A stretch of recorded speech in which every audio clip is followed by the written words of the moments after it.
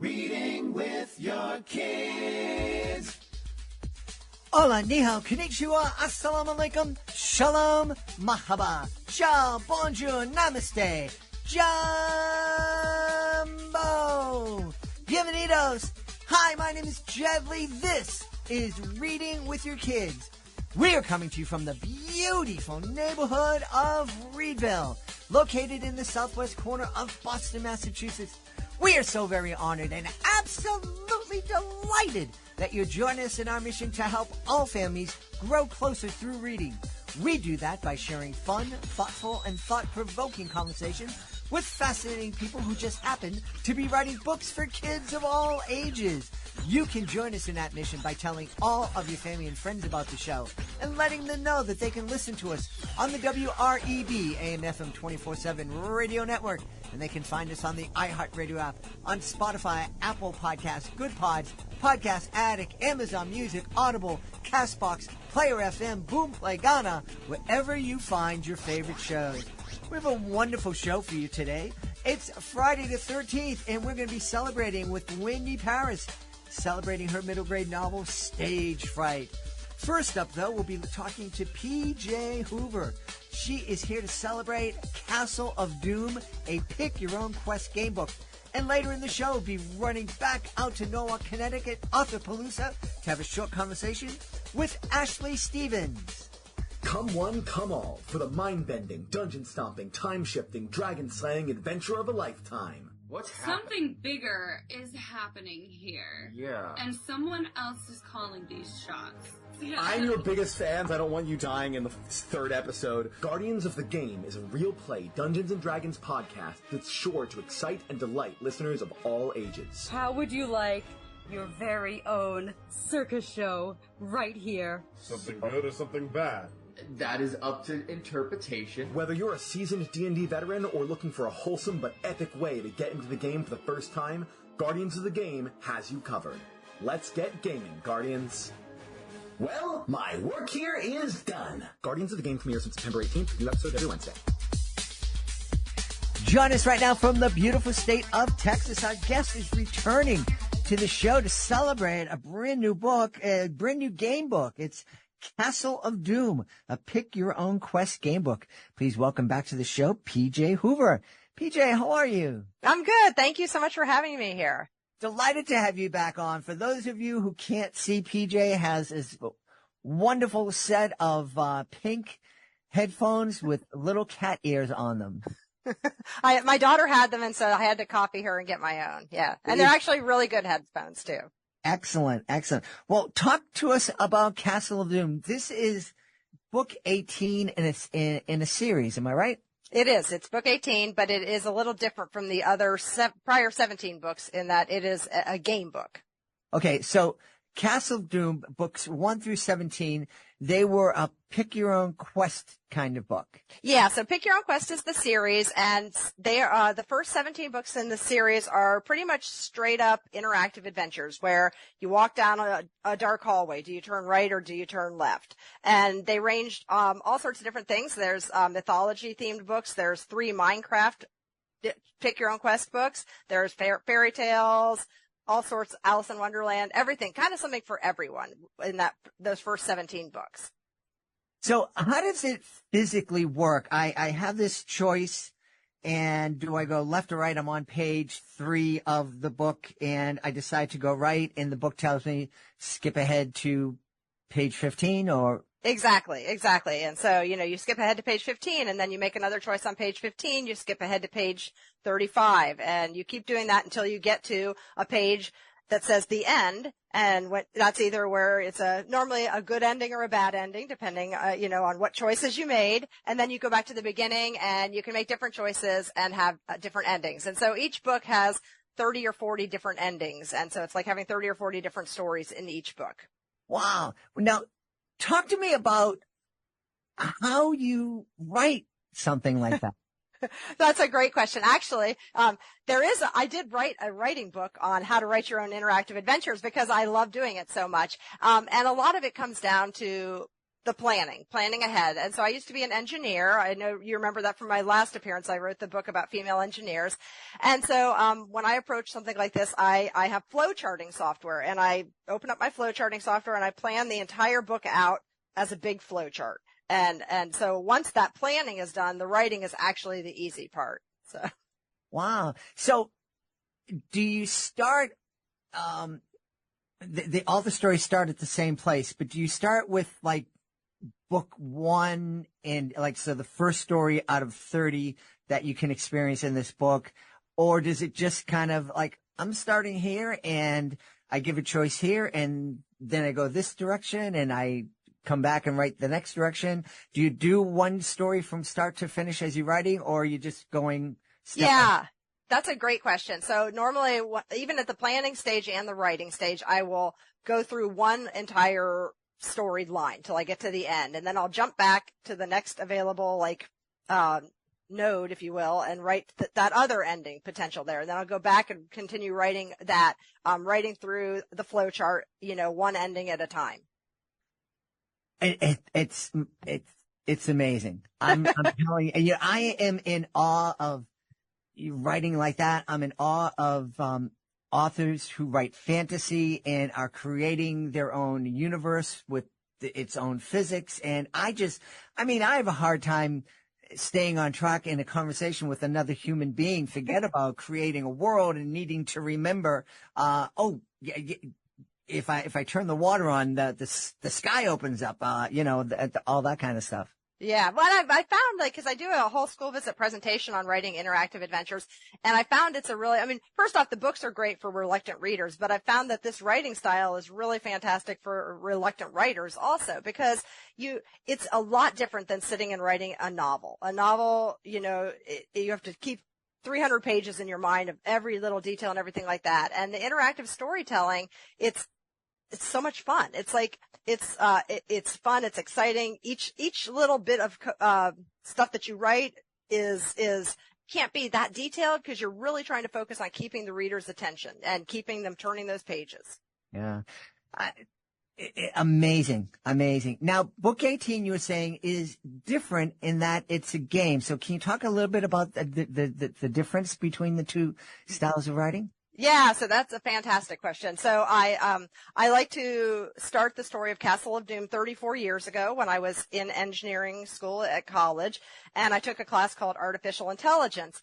And for my artificial intelligence class, I had to do a final project. And so at Thanksgiving break, I sat down with my computer at the kitchen table and I wrote a video game in a programming language called Pascal. So I don't know how much you know about programming languages of old, but I was very good at writing Pascal. And so I wrote this massive Pascal program, and I know the audience can't see, but here is the original floppy disk from the program. So I remember those. Yeah. So super fun. And I got an A. That's wonderful. So that was in 1990. So fast forward to basically what the game was, you went into this castle, you went through all these different rooms, you tried to find things like King Arthur's shield and Excalibur and, the sleeping potion to put the ghost of Merlin to sleep and stuff like that. So it's super fun. So fast forward to 2014, and I don't know if you're familiar with a program called Scratch, which is developed by MIT. I should, because I'm not too far away from MIT, but I'm not. Okay, so MIT Labs created a program called Scratch, and the whole idea of Scratch is to get kids programming in schools. And so schools across the country use Scratch. Kids write their own video games. It's fun and it's easy and it's a great way to get kids programming. And so in 2014, when my kids were younger and they were learning Scratch in school, I decided to recode Castle of Doom in Scratch. And so I did that, and I was like, great, it has a second life.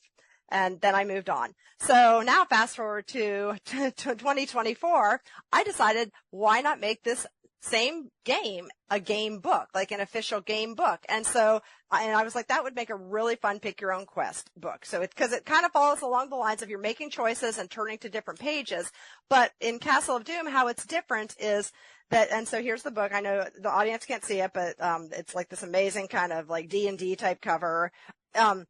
you have your 3 companions that you're hanging out in the tavern with, or you have 2 companions, you're hanging out in the tavern, and this wizard stumbles in, and he's like, I need some people to help me on a quest. So you go off to this castle, and the first thing you do is you walk in the front door. And then once you're in the front door, that's where your choices start to come along. You can go north, you can go east, you can go west, and each choice you make, you turn to different pages.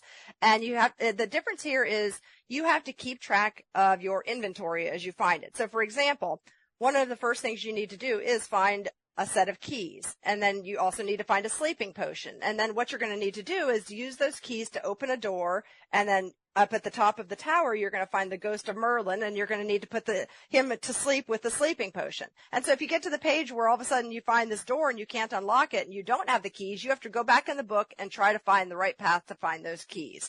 And so it's really aimed at the people who love the interactive adventures, but also those who like the gaming and like the idea of questing and looking for inventory in the right order to accomplish a quest. Wow. Wow. As you're reminding, talking about old computer language and whatnot, the very first video game I ever saw and played was Pong. Yes. With just this little white dot that moved across the screen. You move the cursor up to bounce it. And, I was pretty fascinated with that. And that kept me entertained for hours and hours and hours. As the games get more complicated, I guess I don't know if I became a dad and I kind of grew up, or if it just was beyond my thing. Yeah. But, we're excited because here at Reading with Your Kids, we're launching a new podcast in our family of podcasts called Guardians of the Game. And it's D&D inspired, interactive storytelling experience. And the cast and my team, they're all very excited about it because it really is fun. That's launching on September 18th. And it sounds like people who love Castle of Doom would love Guardians of the Game, and people who love Guardians of the Game would love Castle of Doom. It does sound exactly like that. And that's fantastic. I had no idea you were launching that. So congratulations. That's very exciting. Thank you. Yeah, we're very, very excited about it. This interactive storytelling, it sounds like it's, because it's a world that I was, completely oblivious to. My son is really, loving it. Him and his partner, Josh, are kind of leading the charge with Guardians of the Game. But I was out, on the road and walked into a mall that had kind of a video game store kind of thing. And I just walked in, and in the back of the store, there's all these young adults playing an interactive storytelling game. And it's just fascinating. It really is taking off.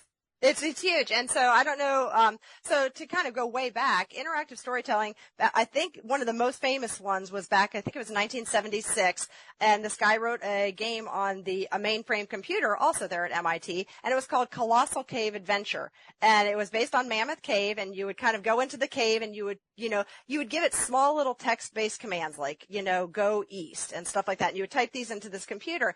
And it was almost like the dawn of interactive storytelling, and that's when you started having, if you do research on some of these series back in the late 70s and the 80s, there were so many different series of interactive storytelling. I would say, Choose Your Own Adventure was one of the most well known, but there was like the Find Your Faith, there was the Wizards, Warriors, and You. There was just so many of them. It was huge. And then it kind of fizzled out, I would say, at the end of the 80s, maybe early 90s.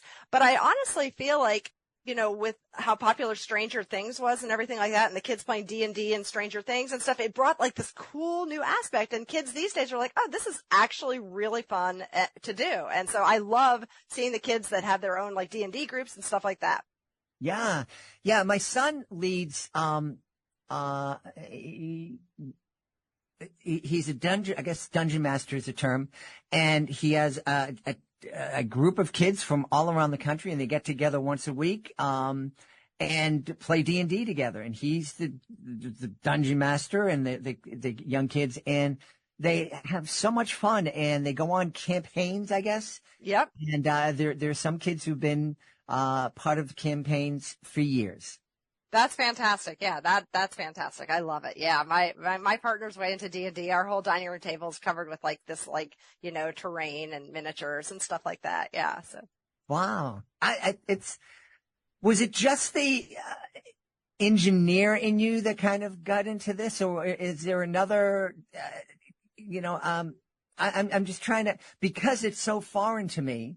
I have a hard time. It's like, why do some people just love this so much? Yeah, I always loved the books. When I went to the Scholastic Book Fair when I was in 6th grade, that's where I got the first 6 books in the Choose Your Own Adventure series, and I still have those original 6 books. Then that was when it was, you know, really that popularity was like at its peak, really taking off and everything like that. And you know, that was 6th grade. I always loved math and science, and I always loved fantasy and science fiction and stuff like that. But I do think there is something about, like, you know, this art of actually writing your own interactive adventures, and having that kind of logical mind that can kind of piece through it and think of all these different storylines and keep track of them. And, you know, remember that if you mention something over here, you can't necessarily mention that same thing, you know, in a different segment of that flowchart and everything like that. So it's keeping those things in mind. But I also think it's one of those things that, you know, the more you do it and practice at it, that, you know, anyone could do it. So, or if they wanted to try it, they certainly could. Now, you said reluctant readers are really into these games. I'm thinking that this is a great way to encourage your kids to become readers and to fall in love with reading, would be to play some of these games with kids. Take turns with the book. Okay, you make the choice in this reading, and I'm going to make the choice in the next reading.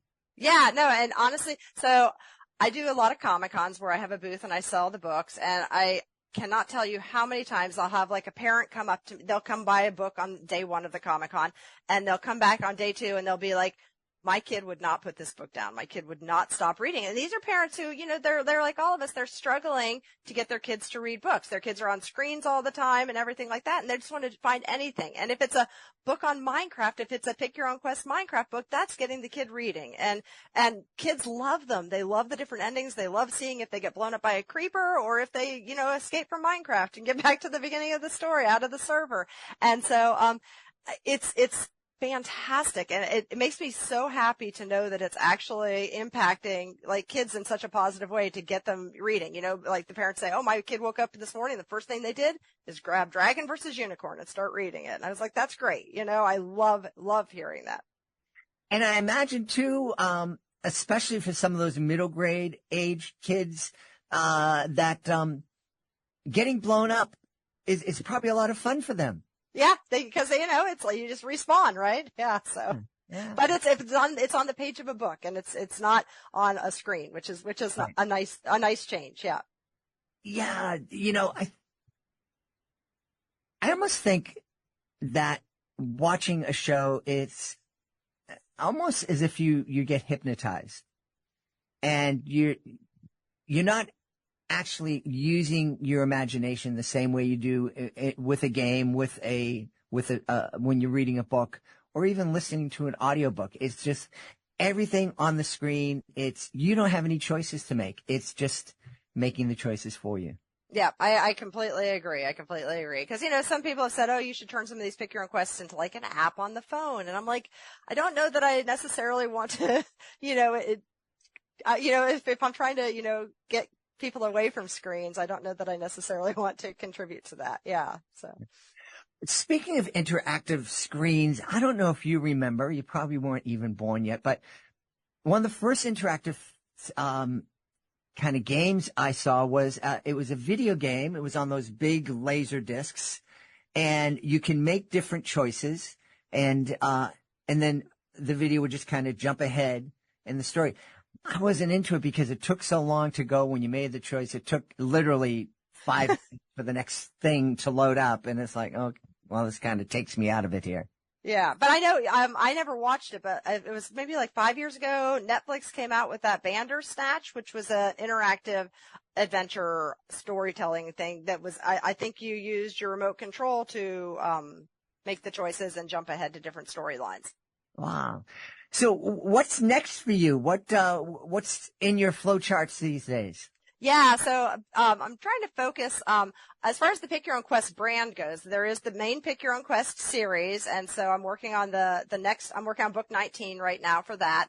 But then I mentioned that I have the writing book. It's called Write Your Own Quest, and that's actually part of a series. There's also Write Your Own Myth, and so I think the next book I'm going to write in that series is going to be Write Your Own Game, because once again, if our goal is to get kids reading and writing, and so if we want to get them writing, let's have them write something that they're excited about writing. And if that's writing a game, let's do that. And so that's what I'm going to be focusing on next. And I will say, funny enough, next year I have a graphic novel coming out from Kids Can Press, and it is an interactive adventure aimed at, first grade, like kind of that first through third grade, and it is called Dragon versus Unicorn, and it is really exploring kind of like the social issues of using your words to make the right choices, and turning to different pages to see what happens and see how kind of your words can affect your outcome. Yeah. Now, to play devil's advocate, because I was this guy, my son, was big into anime, and I've shared this on the show before, graphic novels, and I would support that, and I'd get him a graphic novel and take him to the stores and buy him the anime and whatnot. But I would always go in, not always, but very oftentimes, maybe once a week, go into his room and say, dude, can you please read a book without a picture? Just one, humor me. And I didn't realize the value of, and didn't appreciate that graphic novels are literature, and that there's stories there, and there's good stories. And so I encourage parents to go in, if your kids are reading graphic novels, they're reading, and celebrate that. But you're talking about kids writing games, and what kind of skills beyond just learning how to write a game might a kid who is into your how to write a interactive storybook, what kind of skills might they be able to use those skills to apply for? I'm not speaking English. I should get a write your own, learn how to talk thing here. I think I understand what you're asking is like, so for example, one of the things that you think about when you're writing these interactive adventures is I have 18 books in a series right now, and every single one of those books, except for the 3 Minecraft, are all different topics. So a lot of the ideas there is brainstorming different ideas. What's going to make for a good story? Some of the books have characters, robot versus dinosaur. You're coming up with different characters for your story. And so the skills that they learn as far as brainstorming and coming up with potential endings and plotting out what has to happen, what are the various things that can happen in a story if you get Medusa's head delivered to your house, what kind of things will happen there. And so you are using a lot of those storytelling skills that can then be applied in the future as far as writing. And I think also one of the great things about it is teaching kids that writing can be fun, and I know when I was younger, I felt very, I didn't love writing. And I think that a lot of it was because I felt like I was being told exactly what to write and how to write it and everything like that. And I just thought I wasn't good. And so, I want to give kids that confidence to know that they can come up with great stories and they can be writers, whatever that writing may look like. Well, I remember being, in high school and getting an assignment to write a 300-word paper, and thinking it was the end of the world. And I write emails that are 300 words. I know exactly. Like I was the kid who did not like writing. I always say that in school visits. I was the math and science kid, and I didn't start writing till 2004. And so it was after I was already an engineer and working engineering, and decided to give writing a shot, and I love it. So. When you said, getting Medusa's head delivered to your doorstep, I just had this image that I opened up an email from Amazon, and they had a little picture of Medusa's head. How was the delivery? How was your delivery? You were like frozen in stone. Yeah. So that's a fun one in the series. There's 40 different endings, and I think in 14 of the endings you get turned to stone. So. Wonderful. I imagine too that this style of writing gets kids thinking critically and really kind of challenges their problem solving skills. It definitely does. And it's like things like, you do, I always, tell kids, I'm like, you want to come up with what I call your positive endings and your negative endings, and so, every ending doesn't have to be happily ever after. If it's, trapped in a fairy tale, you might get stuck, babysitting for the old woman who lived in a shoe, so it's just fun to think through those different possibilities and think through those different things that can happen based on the choices you make. Yeah. And one of the things that I love is when I have an author on and they're talking about their books and they are just glowing. And, and I'm speaking to you, PJ, and it is obvious that you love what you're doing. You love what you're creating. Your smile is it takes up the whole screen and it's just wonderful. So I know that the love that you have and the fun that you have creating these books is going to be translated into the pages for the readers to experience. Oh, thank you so much. I do. I've never been happier writing. And honestly, this Castle of Doom book, the fact that I call it a book 34 years in the making, I've never had more fun working on a book before. It's just like, cause there's 78 rooms in the castle and every room, I'm like, I have to make every room fun and different, and like just the things you can come up with when it's like an elf, a dwarf, and a wizard and in this castle, it's an absolute blast. And so I love brainstorming the books. I love writing the books. I love going to Comic-Cons and talking with fans. And I love visiting schools. Everything about it I love. I love that. An elf, a dwarf, and a wizard walk into a bar. Exactly. It's fun. You should, I think you can even check out like the sample online or whatever and read the first intro to Castle of Doom. And it is super fun. I just love it. Awesome. Tell us where we can go to find out more about this, the Castle of Doom, Pick Your Own Quest game book, and find out more about you. Okay, so I would say start at the Pick Your Own Quest website, which is just www.pickyourownquest.com, and that has all the books on there, what each one is about. It has a couple pages dedicated to Castle of Doom, including that history of like how it came to be. It has detailed aspects about your questing party that you can find out all about the dwarf and the elf and the wizard and who they really are. And as it also has a link to my personal website, which is pjhoover.com. So pjhoover.com. Yep. Wonderful. We've had a great time, really fun time speaking to the author of Castle of Doom. It's a Pick Your Own Game Quest game book. Our guest has been PJ Hoover. PJ, thanks for being back with us. Oh, thank you so much for having me. This is an absolute delight for me. Before we invite our guest into the studio, I would love to invite you to visit a very special website. It's clownswithoutborders.org. Clownswithoutborders.org. This is a group that I absolutely adore. I am part of Clowns Without Borders, and I had the honor of being part of the 2023 tour of El Salvador. I had so much fun joining with artists from all over the world to bring a smile to people who really needed it and really appreciated it too. And we would love for you to join us as a monthly Joy Maker. The Joy Makers, they're a family of people just like you who love to laugh and make other people feel good. So please take a moment and visit clownswithoutborders.org and consider joining me as a Joy Maker.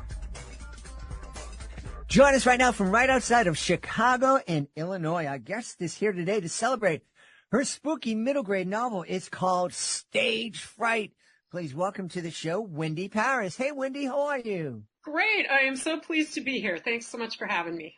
I'm delighted to have you on. Stage Fright. As somebody who's done educational magic shows for 35 years and mentored some young magicians, some young dancers and actors, that seems to be the thing that so many people have is stage fright, that idea of getting up and speaking to people or performing in front of an audience.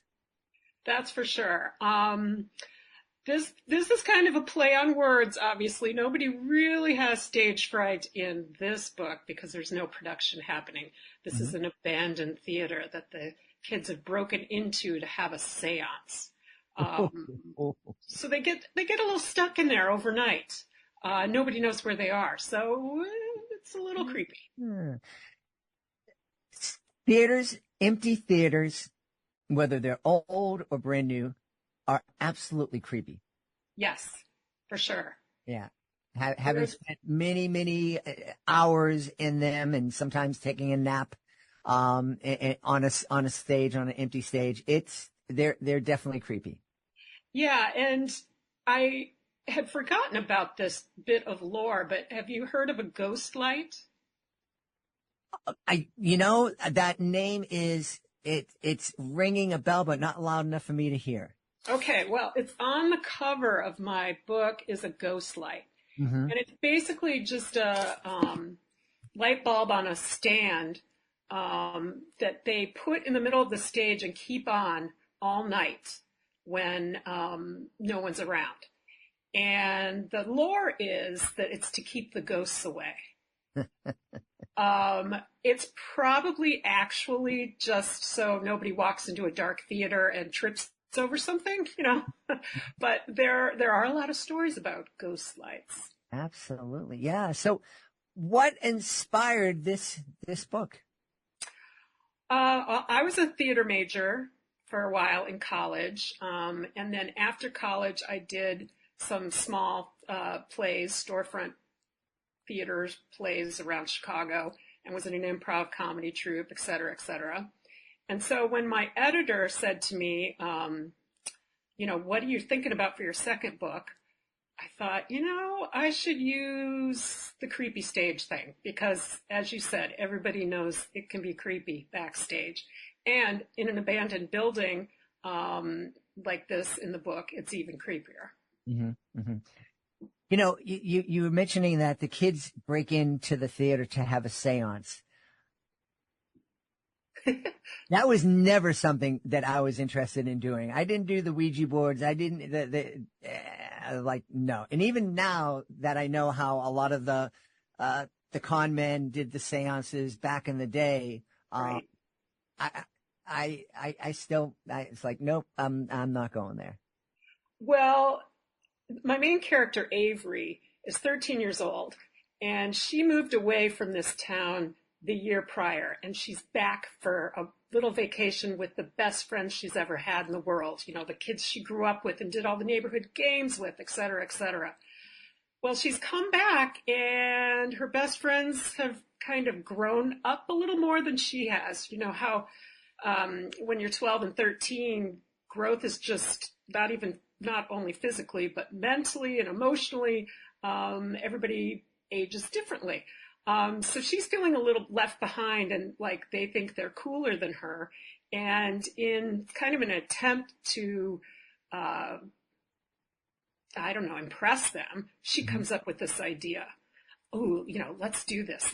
Let's break into this theater because the theater is reputed to be haunted by the ghost of a young girl who had fallen from the catwalk 10 years earlier. So they all jump all over it. She's thinking her best friend, who's, always been scared of scary movies, isn't going to go for it and save her. But her best friend's like, yeah, no, let's go. And she's kind of stuck. So. Wow. All sorts of bad things can happen. True. Yeah. And that's exactly what kids are looking for, I think. There's so many kids in that middle grade age that just love spooky movies, spooky novels. Were you one of those kids who loved spooky middle grade? I absolutely did. Absolutely loved it. I loved spooky movies. I loved spooky books. Now, I was a kid in the 70s. There weren't a ton of spooky books out there, but there were some.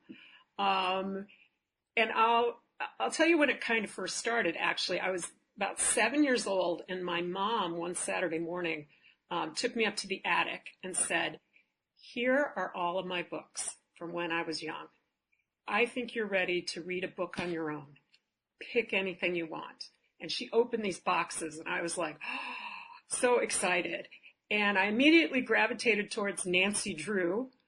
And the first book I picked up was called The Haunted Bridge.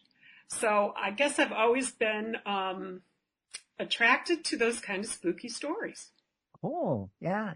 There was an author here in New England, Edward Rose Snow. And I was turned on to him because he came and did an author visit at our school. Oh. And he wrote stories of ghost stories. that were all set in New England and supposedly were true. And they just fascinated me. And there's an island off in Boston Harbor. It's called George's Island, and there's an old Civil War fort there. Ooh. And we would go and visit. And I remember being in 8th grade and coming back and writing a story about a ghost that lured soldiers down this dark hallway, to where they fell to their death because it was like a big hole there. And, I to this day, and it's been almost 100 years since I wrote that story. Right. I don't know. It's something that just sparks kids' imaginations. I mean, most kids love Halloween. Mm-hmm. I guess reading a scary book is just kind of a safe space to explore some fears. And if you get too scared, you can always close the book and put it down. If you're watching a movie, it's a little harder. Sometimes there's other people around. You're in your house or you're in a movie theater. You don't necessarily want to walk out when you're too scared. But with a book, you can put it down if you want. Yeah. It's interesting. I've shared this on the show before. As I said, I loved, started with Edward Rose Snow, and then I graduated to Stephen King and, Anne Rice, and was just devouring all of those books. And I was in the middle of an Anne Rice novel, and my son was born. And after we got back from the hospital, I sat down and opened up the book, and I read maybe a paragraph, and I said, nope, gonna go here. No way. And I put it down, and I didn't read another spooky novel. And it was actually, I didn't read it. I listened to, a Stephen King. I was doing a cross country drive. It was a 25-hour long novel. And it took me, I think, from Colorado almost to Massachusetts. Wow. But it was a long stretch where I was not picking up any spooky stories. That's funny. When I had kids, what I couldn't watch or read anymore were medical stories and shows. Couldn't do it. Just couldn't even think about anything like that. And I couldn't watch football for a long time either. Okay, I don't quite get I get the medical stuff. Because I can't stand, especially college football, seeing kids hurt. Okay. 19-year-olds. I'm just like, no. And I am a fan, but it's hard for me to watch. Yeah. When you were doing your improv and doing those small community shows, in the back of your mind, did you think, I'm going to be writing books pretty soon? Not at that point. When I was a kid, I was always fascinated with books and spooky stories. And I wrote about 11 chapters of a Nancy Drew kind of novel in 5th grade. And I have the old spiral notebook that I wrote my terrible cursive handwriting, I have that notebook now that I found. My mother found it in the basement. But I think I started to get into acting, and I just stopped thinking about writing. But interestingly enough, I started out a theater major, and then I switched to film. So I think I've kind of always been a storyteller. And when my kids were in middle school, I decided to go back to my first love, which was middle grade. I've been reading them a lot of books, and I thought, you know what? Maybe now's the time to try this. So I did. Awesome. Well, I'm glad to hear that you did what we advocate to so many parents, which is to keep on reading with your kids when they become independent readers, and especially in the middle grade, and have those discussions about the books. Just kind of reinforce what I've been saying as for the benefits. What did you get out of continuing to read with your kids as they get older? Well, I read the entire Harry Potter series out loud to my son, using voices and the whole thing.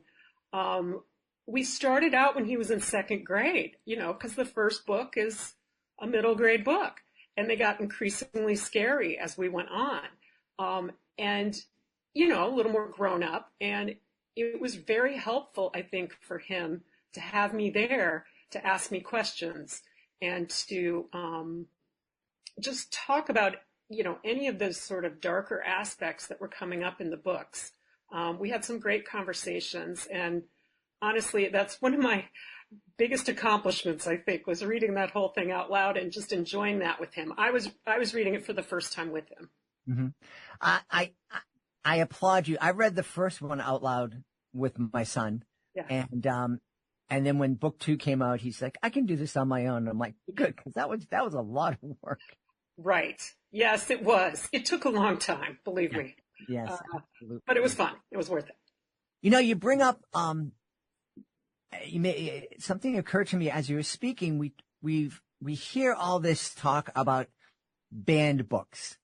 Yeah. And I think the answer to banned books is reading it with your kids and having a conversation about it and letting your kids know, well, I'm kind of uncomfortable with this because of X, and how do you feel? And start that dialogue, because, having conversations about your values is a great way to help instill those values, help your son, your daughter understand where it is you're coming from, what you hope they go, the direction you hope they lead. And, and also just kind of find out where they are too. Absolutely. Yeah. I think, communication is never bad. Mm-hmm. It's always good to keep that open. And yes, I agree. I feel like I would rather, talk about something and get it under the light than hide it away. And that's what I don't like about banned books. Right. Yeah. It seems like we have such a difficult time just having conversations with each other. It's like we can't, I think there are a lot of people out there who say, I don't want to talk about anything because we might disagree, and that will become very uncomfortable. Yeah. And there's nothing wrong with disagreeing as long as you can do it respectfully. Yes. And I think, in that case, listening is always the best, way to go, instead of maybe trying to convince someone else. If you listen to them and their point of view and ask them why they think this, in a non-judgmental tone, keeping the emotions out of it, I think both people end up getting something out of that conversation. Yeah.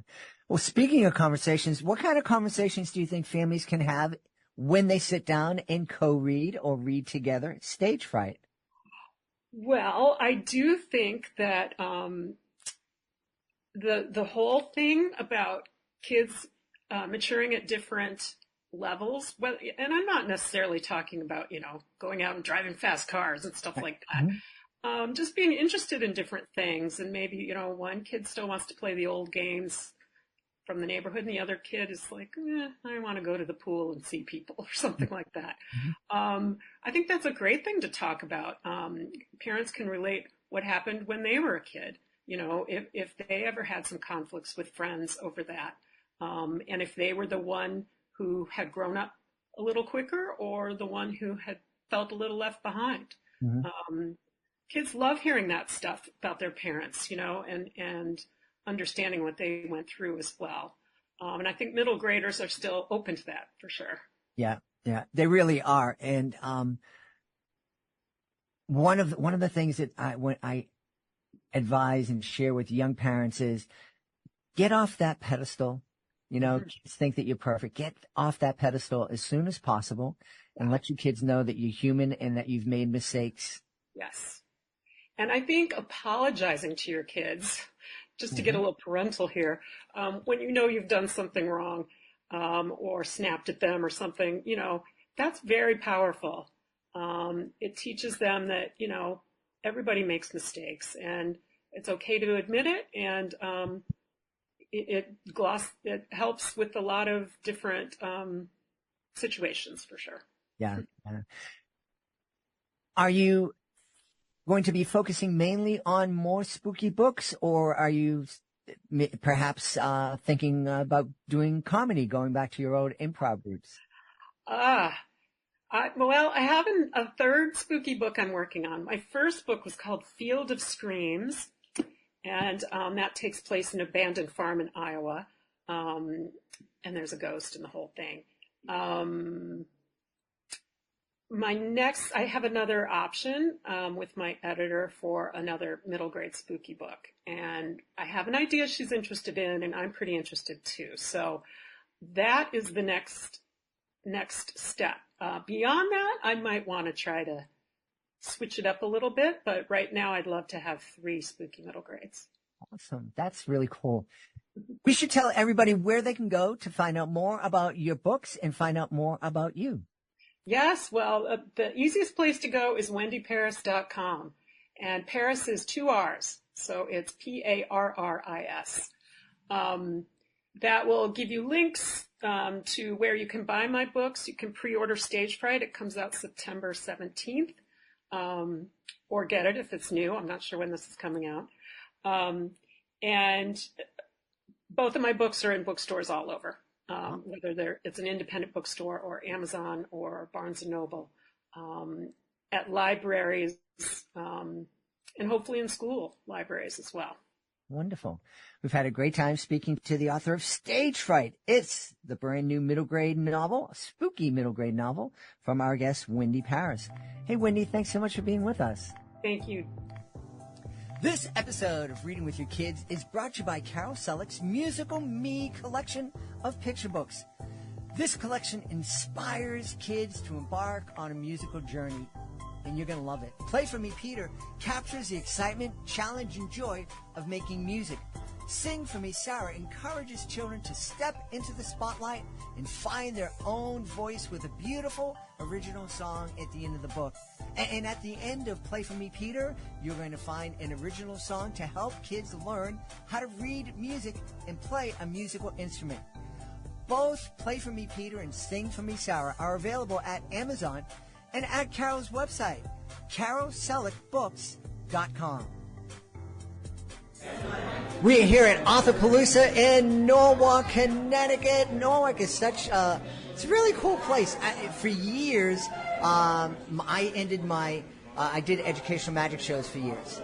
And I would end every year in Norwalk at the citywide Dare. By the way, I'm speaking to author Stephen Reeves right now. And it was they would bring 3,000 kids into the city hall, concert hall. And it was just such a fun time. My kids, as they were growing and they were in the arts, they were coming down and perform with me. And I just have such a spot in my heart for this. And our guest lives not too far from here, about 20 miles from here. And she is here to celebrate the cuteness story, how cuteness defeated evil. My guest is Stephen Reeves. Hi, it's so great to be here. And I'm going to call Stephen Ashliegh for sometimes because Stephen is her pen name. Tell me a cute backstory, how this story came to be. So last year, I asked my daughter what she wanted for Christmas, and and she said she would like a cuteness story. And I said, "What is that?" I took out my phone, I was Googling it, and she said it's there was this cute little girl, and then evilness arrived, and there was a battle, and cuteness faded the evilness away. And I said, "Okay, I'm going to write you that story." So I wrote it, and then my daughter was 6, and then I had my 14-year-old daughter do the illustrations. How did your 6-year-old know that every good story has to have some conflict in it? I have no idea. My kids love to read. And my 6-year-old doesn't quite write yet, but my other children, I have 4 children, they love to read, they love to write, and I think she just reads so much, she knew you need that conflict to get it to work. So you were sharing with me that you write romance novels. How was it going from writing romance to writing a kid's picture book? It was not that hard. Well, it was a little bit hard because I had to use little words. I couldn't use some of the big words I like to use. But it was really not that hard because I was writing it for my child. And having that, I knew what she liked, and I knew that target audience. And the story I think I wrote it in like an hour. It just came to me. It was just so fantastic. So it's one thing, to write a cute little story for your kids, but then to have the confidence to say, all right, yeah, this is going to be a book. We're going to get it out there, and family's going to love this. Yeah, so I have, I know lots of people, and so I just was showing it to, my friends who also have small children. Some of them had slightly older children, and everyone seemed to love the book. And I said, you know what, if everybody else seems to love this, let's try it. Let's put it out there and see what happens. And everybody who picks up the book says, yeah, this really is a cute story. Yeah. And the illustrations are cute, too. And your daughter was, 12 you 14. said? 14. Where did she get, because I know a lot of kids, for example, I have a niece who's a very talented artist, but it's her art is for her. I think I've only had the chance to see one or two of her works, and then she made me put it away and not share it with anybody else. A lot of kids that age, they're talented, but they don't have the confidence to share it. Yeah, so my daughter has actually written her own novel, and she knows she wants to get out there and get the book, do the books, and this is like something she wants to do. And so I handed her this book. She actually worked, the two of us are already planning another children's book to illustrate, and she's already got the idea. I think it's like with me and my writing, the ideas are just in her head, and she has to get them out, and she can't wait to get them out and share them. You know, I took a quick look through the book, but I wasn't able to review the whole book. Are there any characters that look like Fabio, which is probably on the cover of some of your romance novels? No, I write sweet romance. Okay. We don't do the man chest covers, but no, we have. It's really a little girl and a bunch of children and an evil cat. An evil cat. As a dog owner, I can relate to evil cats. We don't have any pets. I have my child, the 6-year-old who asked for this book. She is our pet. I was wondering if you were going to go there. Yes, she is the one who sits on the back of the couch in the window and lays on top of us in the bed in the middle of the night. Yes. Was it a challenge for you to be limited to 500 or 600 words to tell a story? Not really. Like I said, the story just kind of told itself. And actually, the challenge was, in order to publish it, I needed a minimum page number, and it was like 1 page short. I'm like, what else do I need to put in here? That's where the dedication page comes in. No, it was before that was after the dedication page and a couple like about the author pages. I needed that one more, but I forgot which page it even was that we added in. I'm like, all right, we just need to do one more thing in here to get it. But well, let's also plug your romance books. So what's your name that you write under? My other name is Ashliegh Stevens. Ashliegh spelled ASHLEIGH, and I write romances and mysteries for young adults and adults. And I don't know, I have I think like a dozen books published. I stopped counting after a while. But yeah, they're fun to write. And what's the difference between sweet romance and romance? So a sweet romance is like a Hallmark movie. There's, when you're reading, you might see a little bit of kissing and hugging, but that's it. Everything else happens what we call behind the doors or between the pages. The characters might be in more what I call adult relationships. In the young adult books, I try to steer away from that. But in my adult books, some of them do have adult relationships, but that's not shown on the page. It's implied. They might discuss it afterwards, but all that steamy stuff is put aside so that you could really enjoy the story. And my 14-year-old has read all my books. Well, she could read all my books. There's a couple she just hasn't gotten to yet, but I'm comfortable sharing them with my children. Hey, you now have something in common with one of the biggest Hallmark stars, Danica McKellar. Yeah. You've both been on Reading with Your Kids. Yes. Yeah. Oh, awesome. Tell us where we can go to find out more, not only about the cuteness story, but also about your adult books. So you can check out my website, Ashliegh Stevens. I don't want to spell it. ASHLEIGHSTEVENSBSB.com. Awesome. And all your books are there. Yes, they're all at the top of the page. I have to put the cuteness story, and I do have another middle grade book that is only available on ebook. They're going on the website soon. Awesome. Well, thank you for being on Reading with Your Kids. Thank you for having me. We hope you've enjoyed this episode of Reading with Your Kids, and we hope you'll join us for the next exciting episode of the show. We would love it if you could subscribe to the show on whatever podcasting app that you are listening to. The iHeartRadio app is one of our favorites. Spotify, Good Pods, Apple Podcasts, Amazon Music. We love them all, and we'd really love it if you could leave us a review on whatever app you are listening to us on. 5-star reviews just make my heart so happy. We would love it if you connected with us on social media, Facebook.com/ReadingWithYourKids, @ReadingWithYourKids on Instagram and TikTok, at Jedley Magic on X. We have a great YouTube channel, youtube.com/reading with your kids. You can find all of our Drawing with Your Kids videos on our YouTube channel, along with our STEM is Family Fun videos. You can also find many, many episodes of the podcast on our YouTube channel. We'd love for you to visit our website, readingwithyourkids.com. You can check out our blog, visit our Reading with Your Kids Certified Great Read Wall of Fame, and use the contact button up at the top of the page to send us a message. Let us know what you love about the show. Let us know what we could be doing better, and let us know who you would like to hear on a future episode of Reading with Your Kids. That's real important. We really love suggestions from the audience. And if you're an author, please be sure to click the Authors Click Here button at the top of the page to find out how you can be a guest here in the show. Being a guest is fun, it's easy, it gives you the chance to tell thousands of Kidlit fans all around the world about your great kids book. And you can also learn about our effective and very affordable promotional services. I want to thank the folks who made today's show so wonderful, starting with our guests, PJ Hoover, Wendy Parris, and Ashliegh Stevens. I want to thank my team, Fatima Khan, Chris Doherty, Rory Grady, Raylene Tang. I want to thank my beautiful wife for all the support she gives me. Most of all, we all want to thank you. Thank you so much for taking the time to join us today. And as always, thank you so very much for taking the time to make the world a better place. And you do that every time you read with your kids. I'll be looking for you in the next episode of Reading with Your Kids.